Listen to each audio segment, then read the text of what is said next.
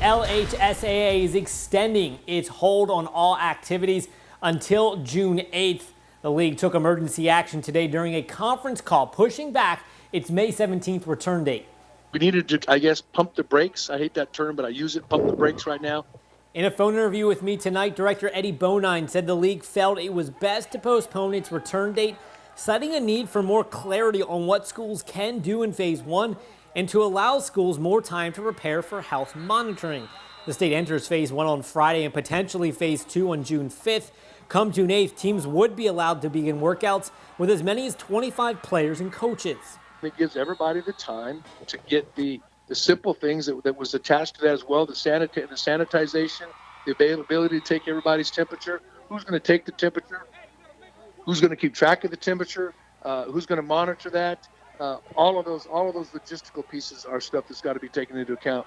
Bonine added the delay also creates more equity among schools, where some parishes would be ready to return on May 17th, others wouldn't be.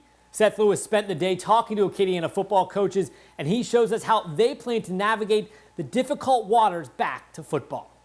I'm an old man. I'm kind of like, fearful a little bit myself.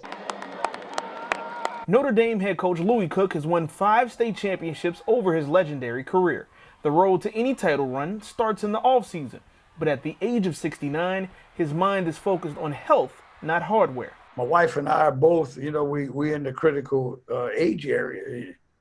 I sure don't want to go home one day and then, find out that I did something to harm her either. The LHSAA usually has little control over summer workouts at schools, but the league said these are unprecedented times. I think it's important that we have all the proper safety measures in place, make sure our procedures are solid, that when kids get here that we're able to check their temperatures and keep them properly spaced out. Church Point head coach J.C. Arsenault is all aboard putting the safety of players and coaches first. The LHSAA will release more details leading up to June 8th, but Arsenault is already working on his plan to return.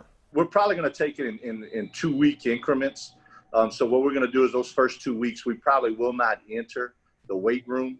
We're going to go with some type of functional type workouts where we can be outside. We're trying to structure them in the groups that we're going to be able to keep together all summer long. Cook says he'll join the Pios when workouts resume, but observe from a safe distance.